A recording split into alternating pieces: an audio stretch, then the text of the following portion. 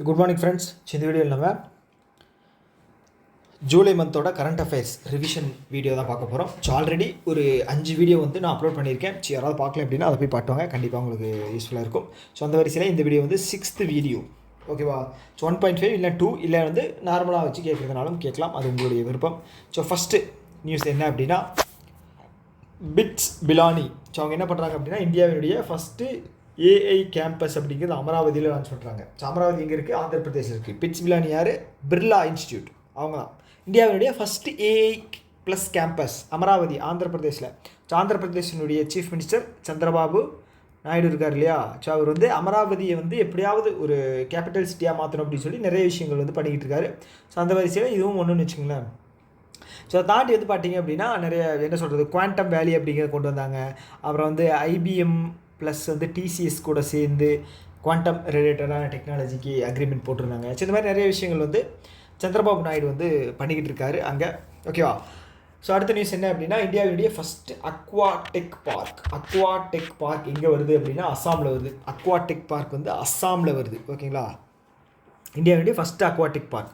So அடுத்தது நம்மளுடைய president Draupadi அம்மையார் அவங்க என்ன பண்ணுறாங்க அப்படின்னா, கலிங்கா ரத்னா அவார்டு வந்து பார்த்தீங்க அப்படின்னா நம்மளுடைய எஜுகேஷன் மினிஸ்டரான தர்மேந்திர பிரதான் அவருக்கு வந்து தந்திருக்காங்க. ஓகே, இது ஒரு உயரிய விருது. ஸோ அதுதான் வந்து தர்மேந்திர பிரதான் அவங்களுக்கு வந்து தந்திருக்காங்க. ஓகே, ஸோ அடுத்தது ஸ்டேட் பேங்க் ஆஃப் இந்தியா, ஓகேங்களா? ஸோ இது வந்து பார்த்தீங்க அப்படின்னா இப்போ டிவைடெண்ட் வந்து அறிவிச்சாங்க இல்லையா? ஸோ இந்த டிவைடெண்ட் வந்து ஒரு ஷேரோட டிவைடெண்ட் லாபம் வந்து பார்த்தீங்க அப்படின்னா 15.90 அப்படிங்கிற வேல்யூ வந்து செட் பண்ணியிருக்காங்க. ஓகே, ஸோ இதோட டோட்டல் டிவைடெண்ட் வந்து கவர்மெண்ட்டுக்கு தந்தது வந்து பார்த்தீங்க அப்படின்னா 8077 கோடி. ஓகே, கவர்மெண்ட் ஆஃப் இந்தியாவுக்கு எவ்வளோ பர்சன்டேஜ் வந்து ஸ்டேட் பேங்க்கில் வச்சுருக்காங்க? 57 something. Okay okay state bank of India act எப்போ கொண்டு வந்தாங்க? 1950 சொல்லுங்கள். ஸோ உங்களுக்கான ஃபஸ்ட்டு கேள்வி, ஸ்டேட் பேங்க் ஆஃப் இந்தியாவோட ஆக்ட் எந்த வருஷம் கொண்டு வந்தாங்க? ஓகே, ஸோ அதான். ஓகே, அடுத்து என்ன அப்படின்னா, என்பிசிஐ இன்டர்நேஷ்னல் இருக்காங்க இல்லையா? ஸோ அவங்க வந்து யூபிஐ பேனவ் லிங்கேஜ், இந்த யூபிஐ அப்படிங்கிறது நம்மளோடது, பேனவ் அப்படிங்கிறது சிங்கப்பூரோடது. ஓகே, லிங்கேஜ் பை 13 அடிஷ்னல் மோர், அதாவது 13 மோர் பேங்க் டு ஃபெசிலிட்டேட், இணைக்கிறது. ஓகேங்களா? இது எதுக்காக அப்படின்னா, சிங்கப்பூருக்கும் நமக்கும் உள்ள அந்த டிரான்சாக்ஷன் லிங்கேஜை வந்து அதிகம் பண்ணுறது. ஸோ ரெமிடென்சஸ் எல்லாம் இருக்குது அப்படின்னா நம்ம வந்து குயிக்காக அனுப்பலாம், வாங்கலாம். ஸோ அந்த மாதிரி ப்ராசஸ் வந்து ஈஸியாக்கிறதுக்காக ஒரு அடிஷ்னலாக ஒரு 13 பேங்க்கை வந்து ஆட் பண்ணியிருக்காங்க. ஸோ இதன் மூலமாக வந்து பார்த்திங்க அப்படின்னா இந்தியாவுக்கும் சிங்கப்பூருக்கும் நடுவில் அந்த பேமெண்ட் ரிலேட்டடாக ஆக்ட் ஆகக்கூடிய பேங்க்கோட எண்ணிக்கை வந்து 19 உயர்ந்திருக்கு. ஓகே, ஸோ இந்த என்பிசிஐனுடைய சிஇஓ வந்து பார்த்திங்க அப்படின்னா திலீப் ஆஸ்பே. என்பிசிஐ வந்து 2008 ஸ்டார்ட் பண்ணது. என்பிசிஐ இன்டர்நேஷ்னல் பேமெண்ட் லிமிடெட் வந்து 2020. ஓகேங்களா? ஸோ இதனுடைய எம்டி அண்ட் சிஓ வந்து Ritesh Shukla. Okay, Dilip Asbe and Ritesh Shukla. Okay, so அடுத்தது வந்து பார்த்தீங்க அப்படின்னா ஃபினான்ஸ் மினிஸ்டர் இருக்காங்க இல்லையா? ஸோ அவங்க வந்து நிறைய மல்டிபிள் ப்ராஜெக்ட், இன்ஃப்ராஸ்ட்ரக்சர் ப்ராஜெக்ட் வந்து மேகாலயாவில் லான்ச் பண்ணியிருக்காங்க. மேகாலயா எங்கே இருக்குது? வெஸ்ட் பெங்காலுக்கு பின்னாடி இருக்குது. அதுக்கப்புறம் வந்து பார்த்திங்க அப்படின்னா திரிபுராவுக்கு மேலே இருக்குது, அஸ்ஸாமுக்கு கீழே இருக்குது. ஓகே, இந்த மேகாலயாவில் தான் வந்து நிறைய இன்ஃப்ராஸ்ட்ரக்சர் ப்ராஜெக்ட் வந்து இது பண்ணியிருக்காங்க. ஸோ அதில் முக்கியமான இன்ஃப்ராஸ்ட்ரக்சர் ப்ராஜெக்ட் வந்து பார்த்திங்க அப்படின்னா ஒரு ஃபுட்பால் ஸ்டேடியம். ஓகே, மௌகானு ஃபுட்பால் ஸ்டேடியம் அப்படிங்கிறத 732 கோடி செலவில் வந்து கட்டுறதுக்காக இன்ஃப்ராஸ்ட்ரக்சர் ப்ராஜெக்டை வந்து அப்ரூவ் பண்ணியிருக்காங்க. அதுக்கப்புறம் உமியம் லேக் ரீடெவலப்மெண்ட். ஸோ எக்ஸாமில் கேள்வி வருது அப்படின்னா அந்த உமியம் லேக் வந்து எங்கே லொக்கேட் ஆகிருக்கு அப்படிங்கிற கேள்வி கேட்கலாம். ஓகே, இல்லை இந்த மௌகானு ஃபுட்பால் ஸ்டேடியம் எங்கே இருக்குது அப்படின்னு கேட்கலாம். ஸோ உமியம் லேக்குக்கான பட்ஜெட் வந்து 120 கோடி. ஓகேங்களா? ஸோ அதே மாதிரி வந்து மேகாலயாவில் விளையிற அந்த ஆர்கானிக் பைனாப்பிள் இருக்கு இல்லையா? ஸோ அந்த பைனாப்பிள் வந்து துபாய்க்கு வந்து எக்ஸ்போர்ட் பண்ணுறதுக்கான ஒரு இதுவும் வந்து பண்ணியிருக்காங்க. ஓகே, இதுக்கு பேர் வந்து பைனாப்பிள், ப்ரீமியம் பைனாப்பிள் அப்படின்னா ஃபஸ்ட் குவாலிட்டி. ஓகேவா? ஓகே, ஸோ அடுத்து வந்து முருகப்பா குரூப்ஸோட சோழமண்டலம் என்ன பண்ணுறாங்க அப்படின்னா சோழா செஸ் காம்படிஷன் அப்படிங்கிறது என்ன சொல்கிறது, இந்தியா ஃபுல்லாக இது பண்ணுறாங்க. கார்ப்பரேட் சோஷியல் ரெஸ்பான்சிபிலிட்டி இனிஷியேட்டிவ் கீழே. ஸோ இந்த கார்ப்பரேட் சோஷியல் ரெஸ்பான்சிபிலிட்டி அப்படிங்கிறது என்ன அப்படின்னா, ஒரு கம்பெனி இருக்காங்க அப்படின்னா அந்த கம்பெனி வந்து என்ன சொல்கிறது, இந்தியாவில் ஒர்க் ஆகுது அப்படின்னா இந்தியாவோட வளர்ச்சிக்கு வந்து கான்ட்ரிபியூட் பண்ணணும். ஸோ நீங்கள் சொல்லலாம் அது வந்து நிறைய பேருக்கு வேலை தருது, ப்ராஃபிட்டில் வந்து கொஞ்சம் ஷேர் தருது, அதெல்லாம் வந்து கான்ட்ரிபியூஷன் தானே அப்படின்னா அது கிடையாது. சோஷியல் இம்பேக்ட்கான ஒரு கான்ட்ரிபியூஷன். ஓகேங்களா? அதுதான் வந்து என்ன அப்படின்னா கார்ப்பரேட் சோஷியல் ரெஸ்பான்சிபிலிட்டி அப்படின்னு சொல்லுவாங்க. இது வந்து டோட்டல் நெட் ப்ராஃபிட்டில் 2% வந்து இது இந்த கார்ப்பரேட் சோஷியல் ரெஸ்பான்சிபிலிட்டி இனிஷியேட்டிவ்க்கு வந்து ஸ்பெண்ட் பண்ணணும் எல்லா கம்பெனியும். ஓகேவா? எல்லா கார்ப்பரேட்டும். ஓகே. ஸோ அந்த வகையில் வந்து பார்த்தீங்க அப்படின்னா சோழமண்டலம் இருக்காங்க இல்லையா? ஸோ இது வந்து முருகப்பா குரூப்போட சப்சிடரி. ஸோ அவங்க வந்து சோழா செஸ் அப்படிங்கிறது வந்து அக்ராஸ் இந்தியா வந்து கனெக்ட் பண்ணுறாங்க. ஓகே. ஸோ இந்தியாவில் வந்து மொத்தம் எத்தனை கிராண்ட் மாஸ்டர்ஸ் இருக்காங்க இப்போ வரைக்கும்? 88. கடைசியாக யார் வாங்கினா? திவ்யா தேஷ்முக். ஓகேங்களா? இவங்க வந்து நாக்பூர். ஸோ இவங்க தான் வந்து ஃபஸ்ட்டு பெண் எதுலன்னு பார்த்தீங்க அப்படின்னா வேர்ல்டு சாம்பியன், உமன் வேர்ல்டு சாம்பியனான ஃபஸ்ட்டு பெண்ணும் இவங்க தான். ஓகேங்களா? அந்த கையோடு வந்து பார்த்தீங்க அப்படின்னா 88வது கிராண்ட் மாஸ்டராகவும் ஆயிருக்காங்க. கிராண்ட் மாஸ்டர் ஆகணும் அப்படின்னா ஃபிடேல 2500 பாயிண்ட்ஸ் அப்படிங்கிறது வேணும். ஓகேங்களா? ஸோ இந்தியாவில் மொத்தம் 88 பார்த்தோம் இல்லையா? அதில் வந்து 32 பேர் வந்து பார்த்தீங்க அப்படின்னா தமிழ்நாட்டை சேர்ந்தவங்க. பார்த்தீங்களா? 32 தமிழ்நாட்டை சேர்ந்தவங்க. ஃபஸ்ட்டு கிராண்ட் மாஸ்டர் ஆனது வந்து 1988 நம்மளுடைய விஸ்வநாதன் ஆனந்த். ஓகேவா? ஓகே. ஸோ இவர் தான் வந்து 2000லேயுமே வந்து பார்த்தீங்க அப்படின்னா வேர்ல்டு சாம்பியன் ஆகிருப்பார் இந்தியாவிலேருந்து. ஃபஸ்ட்டு வேர்ல்டு சாம்பியனும் இவர் தான். ஓகேங்களா? இப்போ ரீசெண்டாக வந்து பார்த்தீங்க அப்படின்னா 18வது வேர்ல்டு சாம்பியனாக யார் ஆனதுன்னு பார்த்தீங்கன்னா குகேஷ். ஸோ இவர் தான் வந்து 16வது வேர்ல்டு சாம்பியனாக வந்து ஆயிருக்காரு. ஓகேவா? அடுத்த நியூஸ் என்ன அப்படின்னா first protection and indemnity entity. So என்ன பண்ணுறாங்க அப்படின்னா இந்தியா கிளப்னு இதோட பேர் வந்து மாற்றுறாங்க. அவ்வளோதாங்க. ஓகேவா?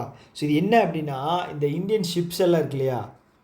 ஓகே. இவங்களுக்கு வந்து இன்சூரன்ஸ் கொடுக்குற இது வந்து பார்த்துட்டிங்க அப்படின்னா ஒரே நிமிஷம் இல்லைங்க. ஓகே. இந்தியா ஷிப்ஸ் இருக்கு இல்லையா?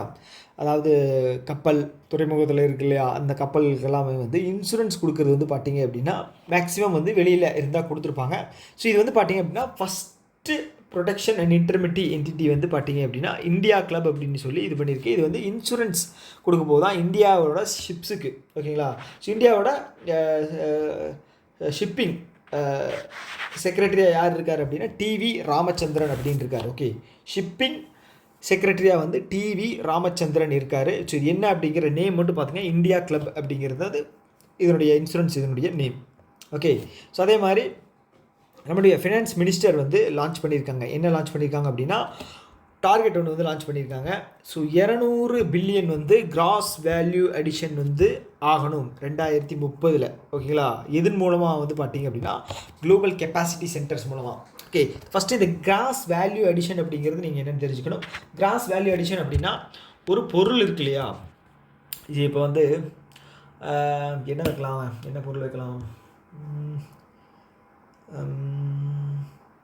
சரி, ஒரு மொபைல் ஃபோன் வச்சுக்கலாம். ஓகே. இந்த மொபைல் ஃபோனு விற்கும்போது ஒரு விலை அப்படின்னு சொல்லுவோம் இல்லையா?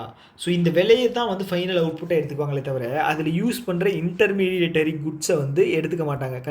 இன்டர்மீடியேட்டரி குட்ஸை வந்து கன்சியூம் பண்ணி தான் இந்த ஃபைனல் ப்ராடக்ட் அப்படிங்கிறது ரிலீஸ் பண்ணுறோம் மொபைல் ஃபோனை. ஓகேங்களா? ஸோ அப்போது இந்த ஃபைனல் அவுட்புட்டையும் இந்த இன்டர்மீடியேட்டரி கன்சம்ஷனையும் எடுத்துக்கிட்டிங்க அப்படின்னா டபுள் ஆயிரும் அமௌண்ட்டு. ஓகேவா? ஸோ அதுதான் வந்து என்ன சொல்கிறது, இப்போ ஜிவிஏல கிராஸ் வேல்யூ எடிஷனில் வந்து அவுட்புட்டில் வந்து மைனஸ் பண்ணுவாங்க.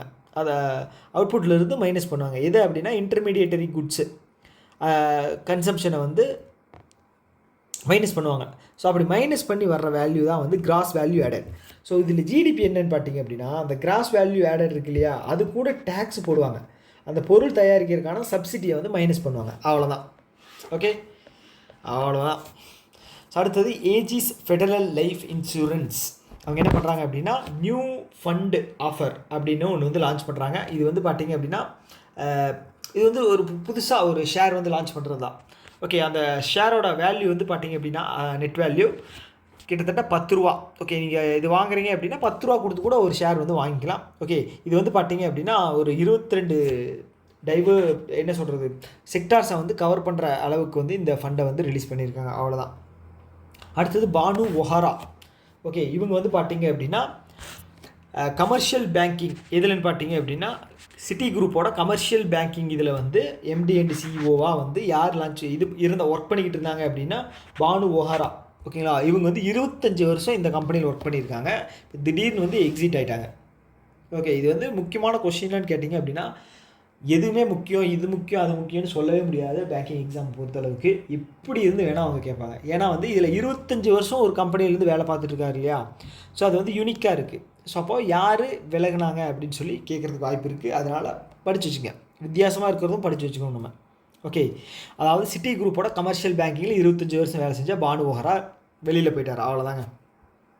ஸோ அடுத்தது கிஃப்ட் சிட்டி இருக்கு இல்லையா, குஜராத்தில் இருக்குது. எங்கே இருக்குது? கிஃப்ட் சிட்டி குஜராத்தில் இருக்குது. அதனுடைய நியூ எம்டி அண்டு சிஇஓவாக யாரை வந்து லான்ச் பண்ணியிருக்காங்க அப்படின்னா சஞ்சய் கால் இவர் தான் வந்து எம்டி அண்டு சிஇஓவாக வந்து கிஃப்ட் சிட்டியோட இது வந்து லான்ச் பண்ணியிருக்காங்க. 2015 இந்த கிஃப்ட் சிட்டி வந்து லான்ச் பண்ணாங்க, ஞாபகம் இருக்கா? 2015. ஓகே, ஸோ அடுத்தது QS best student city ranking வந்து 2026 வந்து ரிலீஸ் பண்ணியிருக்காங்க. ஓகே, சாரி 2026 இருந்திருக்கு, 2025. ஸோ 2025க்கான இதை வந்து ரிலீஸ் பண்ணியிருக்காங்க. ஸோ இதில் வந்து பார்த்தீங்க அப்படின்னா டெல்லி தான் வந்து உலகத்திலே அஃபோர்டபுள் சிட்டி அப்படிங்கிற பேர் வாங்கியிருக்கு. என்ன ஒரு ஆச்சரியம், எப்படி இருக்க முடியும்? ஓகே, ஸோ இதே டவுட் தான் எனக்கு இருக்குது. டெல்லி வந்து வாங்கியிருக்கு. ஸோ பார்த்து வச்சுங்க, இந்த QS அப்படிங்கிறவங்க வந்து நிறைய இண்டெக்ஸு அப்புறம் ரேங்கிங் இதெல்லாமே ரிலீஸ் பண்ணாங்க. ஒன்ஸ் ஒரு டைம் வந்து இது எல்லாத்தையும் பார்த்து வச்சுக்கிங்க போதும். ஓகே, ஸோ அடுத்தபடியாக வந்து இந்தியாவில் வந்து 98வது ரேங்க்கு. ஸோ ஃபஸ்ட்டுக்கும் செகண்டுக்கும் இருக்கிற வித்தியாசம் வந்து பார்த்திங்கன்னா 97 ரேங்கிங். செகண்ட் வந்து 98 வந்து மும்பை சிட்டி தான் வந்து அஃபோர்டபுள் சிட்டிஸில் வந்து செகண்ட் பிளேஸில் இருக்குது இந்தியாவில். ஓகே, ஸோ அடுத்தது சுவிட்சர்லாண்டு வந்து என்ன பண்ணியிருக்காங்க அப்படின்னா நம்ம கூட India Europe free trade agreement அப்படிங்கிற ஒரு மெகா ட்ரேட் அக்ரிமெண்ட் அப்படிங்கிறத அக்ரிமெண்ட்டாக வந்து சைன் பண்ணியிருக்காங்க. ஓகேவா, ஸோ இது கூட சுவிட்சர்லாண்டு அப்படின்னா சுவிட்சர்லாண்டு மட்டும் கிடையாது, சுவிட்சர்லாண்டு அப்புறம் வந்து பார்த்தீங்க அப்படின்னா ஐஸ்லாண்டு, அப்புறம் இன்னொரு கண்ட்ரி எது இருக்கும், ஸ்வீடன் சம்திங், நார்வேன்னு நினைக்கிறேன். அப்புறம் இன்னொரு கண்ட்ரி வந்து புது கண்ட்ரி, ஒரு புது கண்ட்ரி கிடையாது, இது ஒரு நம்ம கேள்விப்படாத ஒரு கண்ட்ரியாக இருக்கும். இந்த 4 பேரும் சேர்ந்து தான் வந்து ஃப்ரீ ட்ரேட் அக்ரிமெண்ட் அப்படிங்கிறது வந்து நம்ம இந்தியாவை கூட வந்து சைன் பண்ணியிருக்காங்க. ஸோ இது வந்து பார்த்திங்க அப்படின்னா இதில் முக்கியமான விஷயம் என்ன அப்படின்னா சுவிட்சர்லாண்டு வந்து இந்தியாவோட 12th லார்ஜஸ்ட் இன்வெஸ்டர். ஓகேங்களா, ஓகே, FDI பொறுத்தளவுக்கு நம்ம இதில் வந்து யார் அதிகமாக இன்வெஸ்ட் பண்ணுறாங்க அப்படின்னு பார்த்தீங்கன்னா சிங்கப்பூர். செகண்ட் வந்து பார்த்திங்க அப்படின்னா மொரீஷியஸ். ஸோ அந்த மாதிரி வந்து இன்வெஸ்ட்மெண்ட்டில் ஓவரால் இன்வெஸ்ட்மெண்ட்டில் வந்து சிங்கப்பூர் வந்து 12வது இடத்துல இருக்குது. இந்தியாவில் இன்வெஸ்ட் பண்ணுறதுல வந்து 12வது இடத்துல இருக்குது. ஓகே, ஸோ அடுத்தது வந்து IIM கோழிக்கூடு இருக்காங்க இல்லையா, IIM Indian institute of management Kozhikode என்ன லான்ச் பண்ணுறாங்க அப்படின்னா ஞானோதயா அப்படின்னு ஒரு சென்டர் லான்ச் பண்ணுறாங்க. ஸோ இது எதுக்காக அப்படின்னா என்ன சொல்லியிருக்காங்க அப்படின்னா ஃபார் பெடகாஜிக்கல் இன்னோவேஷன். ஸோ இந்த மேனேஜ்மெண்ட் ஸ்டடீஸ் இதுலையெல்லாம் இருக்கு இல்லையா, ஸோ இதில் வந்து எப்படி இன்னோவேட்டிவாக நெக்ஸ்ட் லெவல் AI யூஸ் பண்ணி எப்படி பண்ணுறது அப்படிங்கிற ஒரு அவேர்னஸ் இதுதான் வந்து க்ரியேட் பண்ணுறாங்க. ஓகே, ஸோ இது விஷன் என்ன அப்படின்னு பார்த்தீங்க அப்படின்னா விஷன் 2047 இந்த நேஷ்னல் எஜுகேஷன் பாலிசி இருக்கு இல்லையா, 2020 கொண்டு வந்தாங்க. இதுக்கு முன்னாடி வந்து 1984 வந்து சேஞ்ச் பண்ணியிருந்தாங்க. ஸோ இந்த முக்கிய நோக்கம் என்ன அப்படின்னா இந்தியாவை வந்து வளர்ச்சியினுடைய டெவலப்டு நேஷனாக மாற்றுறதுக்கான ஒரு இதுதான் 2047.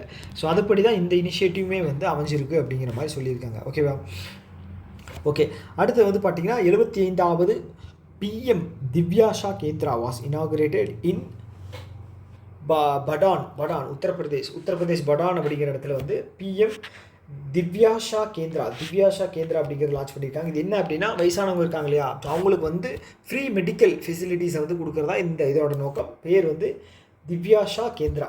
ஓகேவா, ஓகே, அடுத்து வந்து நம்ம புல்லட் ட்ரெயின் இருக்கு இல்லையா, ஸோ ஃபஸ்ட்டு வந்து எங்கே போகுது அப்படின்னா Ahmedabad to Delhi. Okay, so இதான் வந்து ஃபஸ்ட்டு புல்லட் ட்ரெயின் ஃபெசிலிட்டி அப்படிங்கிறது லான்ச் பண்ண போகிறாங்க. ஸோ இதில் வந்து பார்த்துட்டிங்க அப்படின்னா நம்ம யாரோட அந்த இதை வந்து ஃபாலோ பண்ணுறோம், மாடல் வந்து ஃபாலோ பண்ணுறோம் அப்படின்னா ஜப்பானோடது. ஓகே, அவங்க கூட நமக்கு வந்து இது வந்து இப்போ இது பண்ணியிருந்தாங்க, என்ன சொல்கிறது, ட்ரெயின் இதை வந்து ப்ரெசென்ட் பண்ணியிருந்தாங்க. ஸோ அந்த ட்ரெயின் என்ன அப்படின்னு பார்த்தீங்கன்னா E10 சின்கன்சன். ஓகே, E10 சின்கன்சன் இது வந்து புல்லட் ட்ரெயினோட மாடல், ஜப்பானோடது. இதுதான் வந்து மும்பை டு அகமதாபாத். சார் நான் மாற்றி சொல்லிட்டேன்னு நினைக்கிறேன், அகமதாபாத் டு டெல்லின்னு சொல்லிட்டேன். இல்லை மும்பை டு அகமதாபாத். ஓகேங்களா, ஸோ இதில் வந்து ட்ரையல் பேசிஸில் வந்து கொண்டு வர போகிறாங்க. ஓகே, இது வந்து பார்த்திங்கன்னா ஃபஸ்ட்டு ட்ரையல் பேசிஸில் வந்து E5 அப்படிங்கிற ட்ரெயினை வந்து கொண்டு வர போகிறாங்க. ஸோ அதுக்கப்புறம் 2030 ஃபுல் அண்ட் ஃபுல் இம்ப்ளிமெண்ட் பண்ண போகிறாங்க E10. ஓகே, இதோட இந்த E5ஓட வேகமே வந்து பார்த்திங்க அப்படின்னா 320 km/h. 320 km/h. அப்போ நம்ம கோயம்புத்தூர்லேருந்து சென்னை போகணும் அப்படின்னா 1.5 மணி நேரத்தில் போயிடலாம். ஓகே, ட்ரெயினில் போனோம் அப்படின்னா 9 மணி நேரம் ஆகுது. ஸோ இந்த புல்லட் ட்ரெயின் இருந்துச்சு அப்படின்னா 1.5 மணி நேரத்தில் போயிடலாம். ஓகே, புரிஞ்சுதா? ஓகே, அதுக்கப்புறம் யாக்டன் அப்படிங்கிற இது சிக்கிமில் இருக்கிற ஒரு வில்லேஜ் வந்து என்ன பண்ணியிருக்காங்க அப்படின்னா நொமேட் வில்லேஜ் அப்படிங்கிற ரிமோட் வில்லேஜ், டிஜிட்டலாக ஒர்க் பண்ணுறதுக்கான ஒரு ரிமோட் வில்லேஜாக வந்து எதெல்லாம் சொல்லியிருக்காங்க அப்படின்னா யாக்டன் சிக்கிமில் இருக்கிற யாக்டன் தான் வந்து India's first digital nomad village. ஓகேங்களா, நொமேட் வில்லேஜ். ஸோ அதுதான் சொல்லியிருக்காங்க. நேம் வந்து ரொம்ப முக்கியம், பார்த்து வச்சுக்கங்க. அடுத்தது கோல் இந்தியா இருக்காங்க இல்லையா, இந்தியாவுடைய ஃபஸ்ட்டு உமன் ஆப்ரேட்டட் டிஸ்பென்சரி ஒரு மெடிக்கல் டீமு. ஸோ அது வந்து பார்த்திங்க அப்படின்னா பிலாஸ்பூர், அங்கே அதோட பிரான்ச்சில் தான் வந்து இது பண்ணியிருக்காங்க. பிலாஸ்பூர் எங்கே இருக்குது அப்படின்னா சத்தீஸ்கரில் இருக்குது. ஓகேங்களா, சத்தீஸ்கர் பிலாஸ்பூரில் தான் வந்து இந்த கோல் இந்தியாவுடைய ஃபஸ்ட்டு உமன் ஆப்ரேட்டட் டிஸ்பென்சரி வந்து லான்ச் பண்ணுறாங்க. ஓகே, ஸோ அதுக்கப்புறம் வேர்ல்டு ஸ்னேக் டே வந்து பார்த்திங்கன்னா ஜூலை 16 செலிப்ரேட் பண்ணுறோம் ஸ்னேக் டே. ஸோ அதனுடைய தீம் வந்து பார்த்திங்க அப்படின்னா respect, don't fear, protecting nature's silent guardians. அதாவது பாம்பை வந்து ரெஸ்பெக்ட் பண்ணுங்கள், அதை பார்த்து பயப்படாதீங்க. அது வந்து ஒரு போர்டு போட்டாலும் அதை பார்த்து பயப்படாதீங்க, எதுவும் பண்ணிடாதீங்க, அதை வந்து ரெஸ்பெக்ட் பண்ணுங்கள் அப்படிங்கிற மாதிரி சொல்லியிருக்காங்க. ஓகேவா? ஓகே, ஸோ நான் சொன்னேன் அப்படின்னு சொல்லி ஏதாவது எசுக்கு பிசுக்கு ஏதாவது பண்ணிடாதீங்க. ஸோ அப்புறம் கடைசியில் கையை வந்து என் பக்கம் திருப்பி விட்டுருவீங்க. ஓகே, தீம் மட்டும் என்ன ஞாபகம் வச்சுங்க போதும். அதுக்கப்புறம் மணிப்பூரோட நியூ சீஃப் செக்ரட்டரி வந்து மாற்றிருக்காங்க. ஸோ மணிப்பூர் அப்படிங்கிறதுனால நீங்கள் வந்து கொஞ்சம் அதிக கேர் எடுத்து படிச்சுக்கிறது நல்லது. ஏன் அப்படின்னா வந்து மணிப்பூர் அப்படிங்கிறது ஹாட் டாபிக் இல்லையா இப்போதைக்கு. ஸோ அதனால் நியூ சீஃப் செக்ரட்டரி யார் அப்படின்னா புனீத் குமார் கோயல். ஓகே, அவர் பேர் வந்து புனீத் குமார் கோயல். அவர் தான் வந்து நியூ செக்ரட்டரியாக ஜாயின் பண்ணியிருக்காரு. யாரை ரீப்ளேஸ் பண்ணுறாரு அப்படின்னா பிரசாந்த் குமார் சிங் அவர் தான் வந்து ரீப்ளேஸ் பண்ணுகிறார். யார்? புனீத் குமார் கோயல். அவர் வந்து பிரசாந்த் குமார் சிங்கை வந்து ரீப்ளேஸ் பண்ணுறாரு மணிப்பூரோட சீஃப் செக்ரட்டரியாக. அடுத்து வந்து மகாராஷ்டிரா தான் வந்து ஃபஸ்ட்டு ஸ்டேட் என்ன பண்ணுறாங்க அப்படின்னா இந்த கால்நடை வச்சு விவசாயம் பண்ணுறவங்க அவங்கெல்லாம் இருப்பாங்க இல்லையா. ஓகே, ஸோ அதை வந்து ஆடு மாடு கோழி இது எல்லாமே வந்து ஒரு ஒரு தொழிலாக வச்சு பண்ணுறவங்க அவங்க வந்து பார்த்திங்க அப்படின்னா அக்ரி ஸ்டேட்டஸ் வந்து கொடுத்துருக்காங்க. யார்? மகாராஷ்டிரா.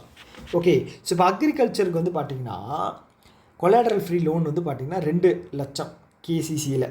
ஸோ அதே மாதிரி வந்து பார்த்திங்கன்னா MSMEக்கு வந்து பார்த்திங்க அப்படின்னா கொலாட்ரல் ஃப்ரீ வந்து 10 லட்சம் வரைக்கும் கொலாட்ரல் ஃப்ரீ வாங்கிக்கலாம்.